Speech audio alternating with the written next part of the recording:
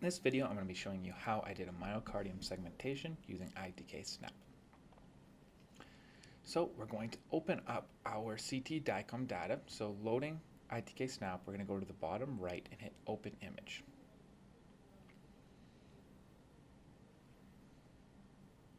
We can go through then, we can hit Browse, and we can go and find our DICOM series. What we want to find is we want to hit the first image within those series.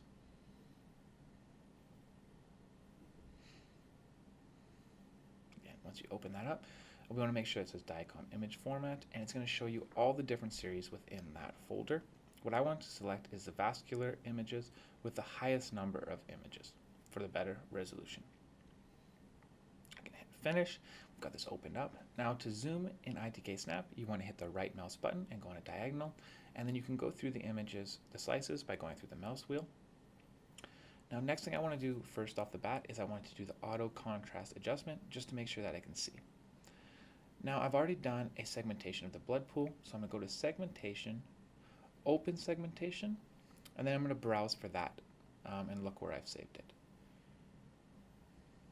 So once I found that image, I'm going to open it up. Now it's going to open it up on top of the views, but not in the model viewer. So I'm going to hit update to show that blood pool segmentation that we did earlier. So you can rotate the model by hitting the left mouse button as long as you're in that pan selection. I also like to use the 3D crosshair mode, which I'll show you later on. Again, using that mouse wheel, we can go through the different slices, and you can see where that crosshair is on all the different views, and same thing with the 3D model. That's a really good way to help you locate different anatomy that you're trying to segment out.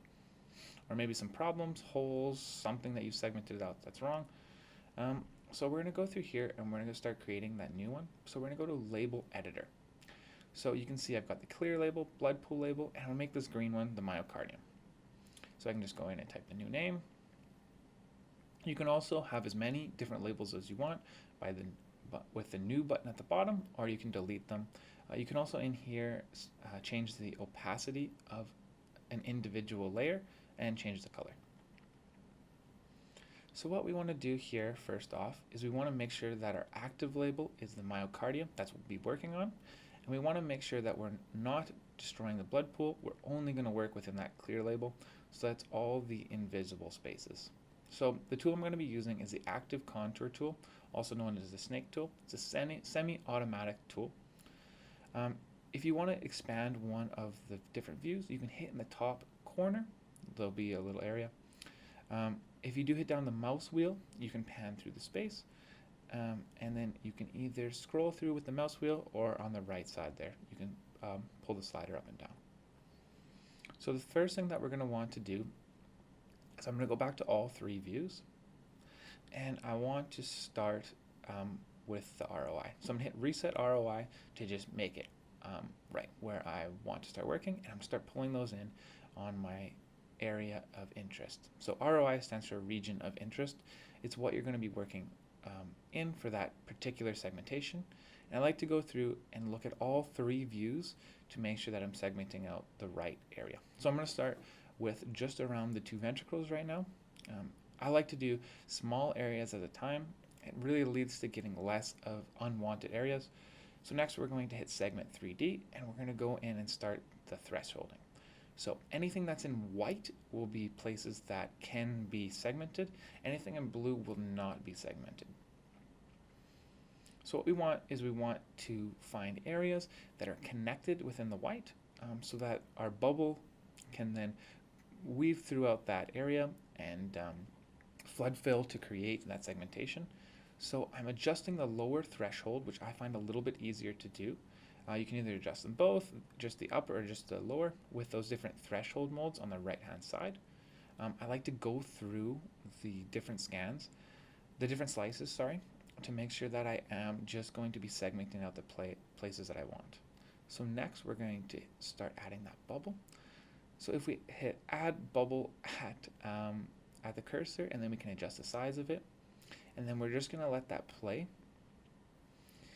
So as you see here, it's slipping over into a little bit of bone.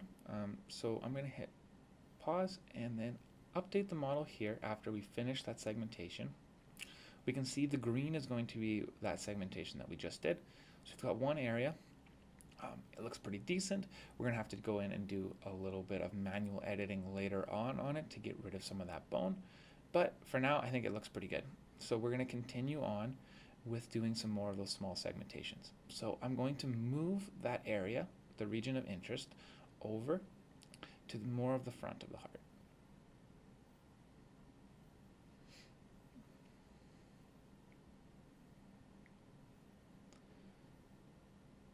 So here we can see in the different views, zooming in to make sure that I'm getting just the area that I want. I don't want to get too much into that diaphragm because that's really hard to segment out with auto sort of ways. So it does save your thresholding that you used for the last one. So a lot of times you'll just have to do some small different changes each time. So again, add bubble at cursor. We're going to just go with the size that we had there. Hitting play is going to start that segmentation, and we can watch it go throughout. And we want to make sure here I did a good job because I'm not getting those two ribs, which is really nice. Less work for me later. You can scan through again and look at your segmentation to see what it looks like, because you can either go back and redo it or you can hit finish. Updating the model, we can see what we've done so far. We're starting to get the myocardium around those two ventricles, a few holes, but again, we're going to fix those later. This is the 3D crosshair tool I talked about. So what's really nice is you can click on those areas in the model and it'll bring you to that on all 3 scans. So then I can just go in, create a new segmentation to fill in those holes.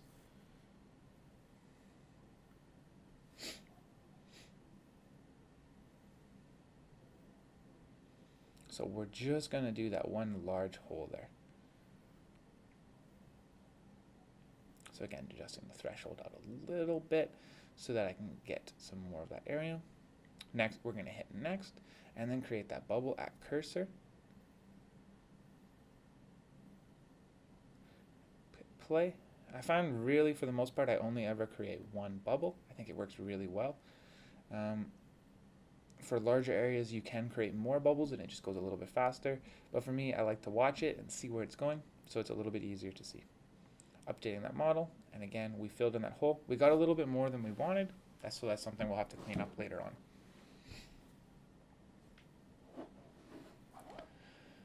So we can scan through and look at our segmentation and see how it's looking so far.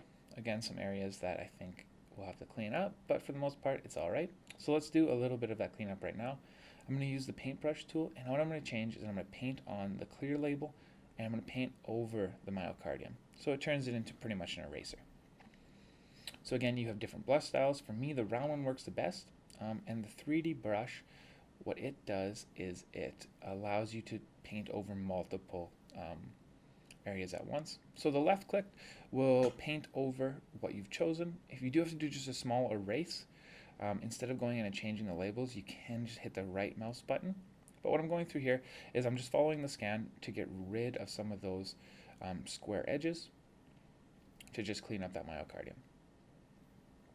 And also you can see some places in the diaphragm that were segmented out as well. Here's a rib, so we can quickly just go through and erase that out. For smaller, so in this part here I can use a large brush and use the 3D tool because there's nothing behind this area that I want to keep. I want to just really erase it all. If there was something, I will turn off the 3D brush and I'll use a smaller size and I'll just go through scan by scan. I mean slice by slice.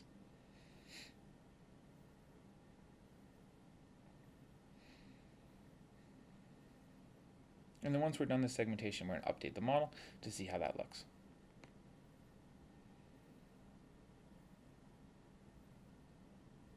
Again, just cleaning that up and following the lines of the CT to try to get it as accurate as possible.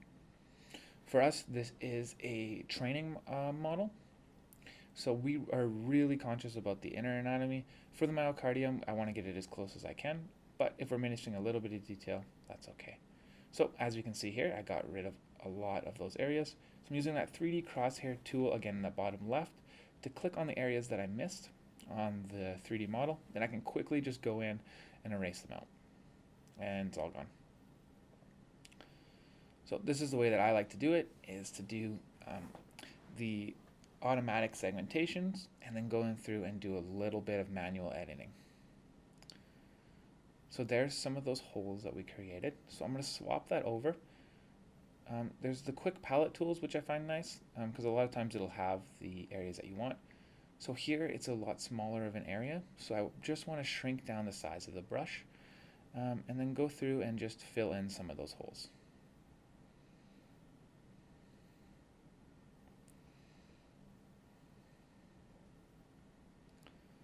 This I've sped up a bit. I sped up the speed of the video just so it doesn't take forever for you guys watching this at home.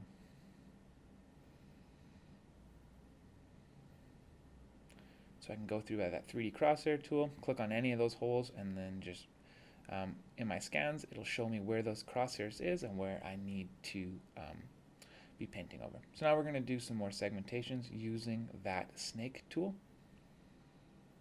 So if we can't find the ROI box, we can go through the different scans, find it, and then pull it towards the crosshair, and it will show up on the other scans. Other views, sorry. So we can look through that to try to figure out where we want it. Shrinking down the bubble is a good idea. You want to kind of make sure that it's not so large that it's going to be interfering in places that you don't want to segment. And here it froze. I was doing the screen capture over top of a on my 4K monitor, which tends to crash ITK-Snap every once in a while. So you want to make sure you're going to segmentation save every once in a while to make sure that you don't lose that. The shortcut for that is also Control S. So after I reloaded our segmentation. I think I did a little bit more that I forgot to record, but we're going through and doing just the same thing. We're just doing small areas of semi-automatic segmentation and just adjusting the thresholding for that area. It just really allows you to segment out just the areas that you want, and you have to do a lot less manual editing that way, is what I've found. So here I was drawing over the wrong place, so I want to make sure when I am adding this, I'm using the myocardium as my active label and drawing over just the empty spaces. So again, Control Save. It crashed on me a few times while making this video, so it doesn't have any autosave capabilities that I know of. So if you're not saving after every segmentation, you can lose a lot, which can be really frustrating. Here again, we're just doing some more bubble growths and just filling in those areas that we want to segment.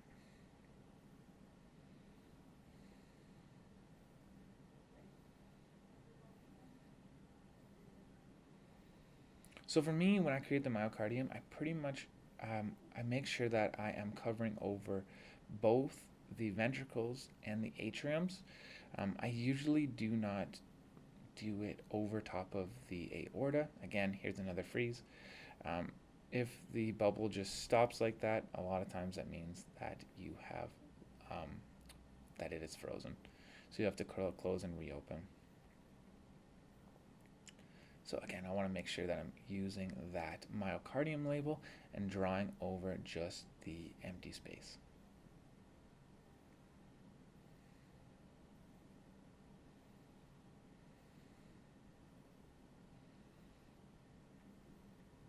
So here I've missed a part of the septum that I want to segment out. I think it's between the two atriums. So then just going through again and making sure that your ROI box is looking good on both sides. And then adjusting our thresholding so that we're getting that myocardium. Creating the bubble and then bubble growth again.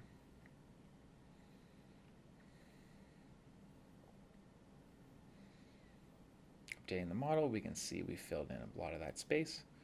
We have got some stuff around the descending aorta, which I'll clean up a little bit later. But here's another hole, so I can use that 3D crosshair tool to find that hole on all three of the views. Then going in and again doing that bubble growth snake tool segmentation.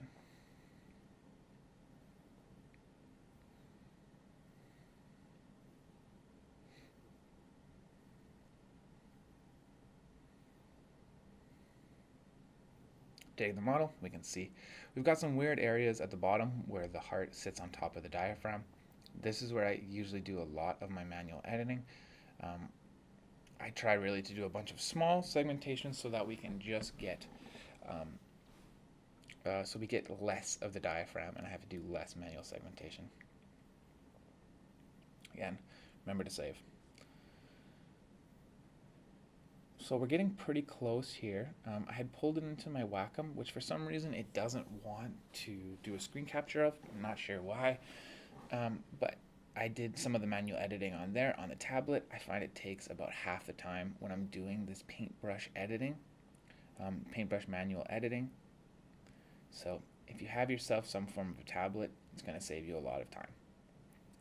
So going through here, I'm just painting in the areas that were missing in the segmentation from the snake tool, and then hitting update to see how that looks on our model.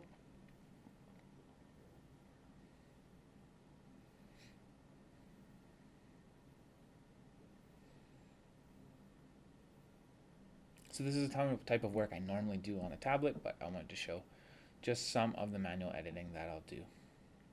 So if we find a hole there, I can again click with that crosshair tool, zoom in, find it, and then just go with the paintbrush tool. On this one, it's very small, so I don't want to draw on different slices that I might not want to segment. So I turned off that 3D brush option, and then I can just go in and draw in on each individual slice, just to try to make sure I get that anatomy as good as possible.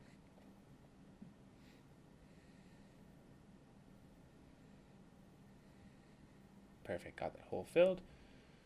There's another one at the bottom, so again, using that 3D crosshair tool, I kind of go back and forth between having it on pan or having it on 3D crosshair, and then just going through, clicking on the model, finding areas that I want to fix the segmentation, going through and then just drawing it in. And you can just play with those different brush options. Again, I really like using the round brush. The square one, you seem to get really harsh edges because it's a square. The round one seems to work pretty decently. And the better job you do of this with smaller brushes or just being a lot more careful, the less stepping you'll get. So if you see there at the bottom, I've got quite a bit of stepping. That's a little bit more of a difficult area, but something that I can clean up in Meshmixer later on, and I think I did that in a different video. And on the bottom, it doesn't quite matter as much as for us. So just gonna go through and clean up as much of this as I can. Kind of just doing a little bit of work in here, a little bit of work in Meshmixer, and just deciding where the work is going to be best done once you've got a handle on both of the programs.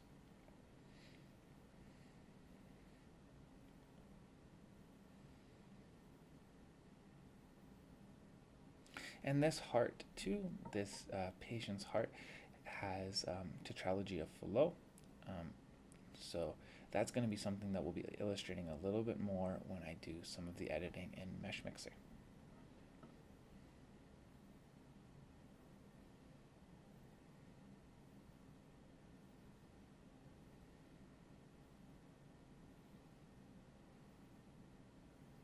So in this part, I'm just kind of doing my best to draw in the back of that myocardium without getting too much of the spine, and just deciding what is going to look best. Trying to be as anatomically accurate as possible, but for us, again, these are teaching models, so as long as I have the interior anatomy as good as I can, if the outside's a little bit off, that's okay.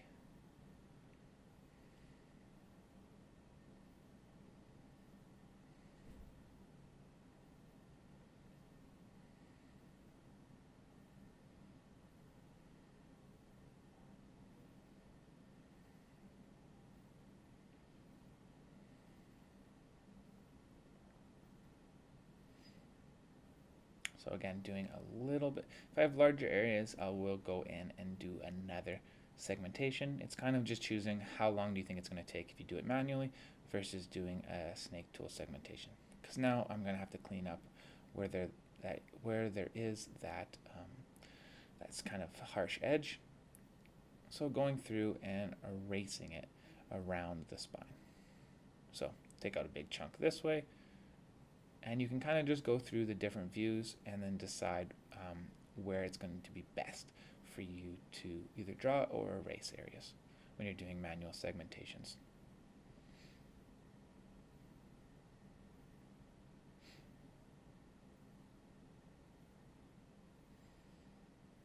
Again, this video is sped up.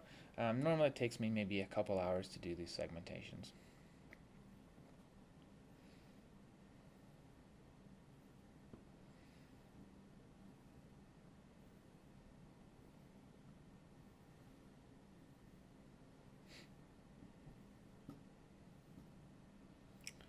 So again, just going through each slice by slice, and making sure you've got it all segmented out properly. Which can be a little bit time consuming.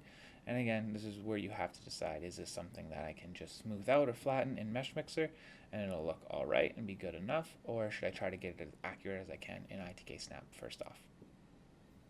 So that's something you'll discover kind of after you do a few models. That's what's kind of happened with me, is then just learning what is going to be the best workflow.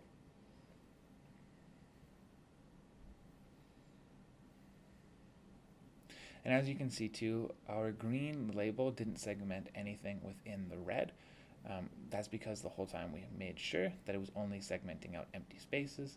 So we do actually have a hollow myocardium that's exactly hollowed out by the blood pool that we did originally.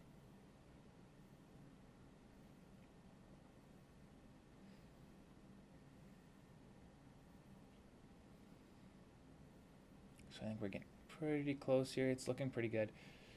You can actually see where the spine is going through on the back of the heart, which is kind of interesting. A few more problem areas we'll go through and we'll just clean up. You can see that big spike sticking out of the bottom there, bits of the diaphragm. So again, just going through and erasing that. This is something that I'm a little bit careful with. What I really want to make sure is that I'm not erasing and creating holes is the biggest thing.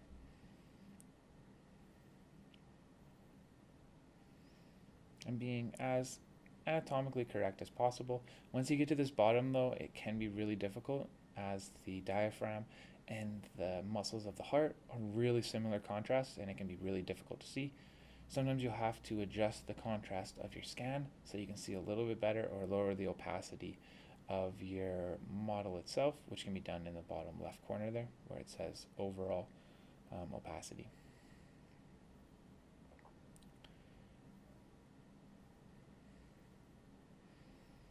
Yeah, we're starting to look pretty decent here. A couple weird areas we'll just take a look at. Kind of once I think I've got it done pretty decently, I'll go and scan through to make sure I'm not missing any areas or there's something that looks really strange.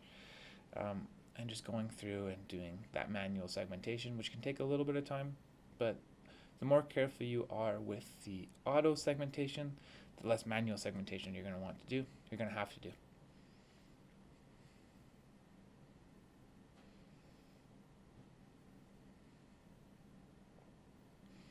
So I'm thinking that's looking pretty decent.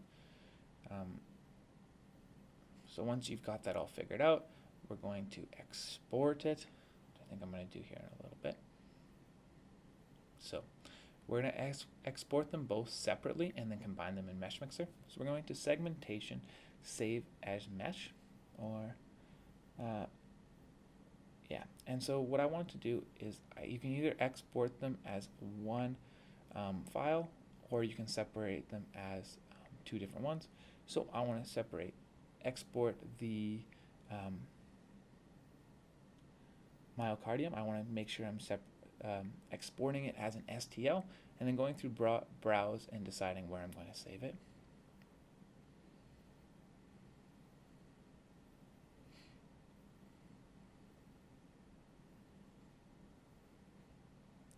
Just letting it do a thing, make sure it saves properly. Perfect. That's one saved, and now we can make sure we're saving our segmentation and we are good. So next step, we'll be taking those into Meshmixer and editing them, which I will do in a different video. Perfect. Thank you very much.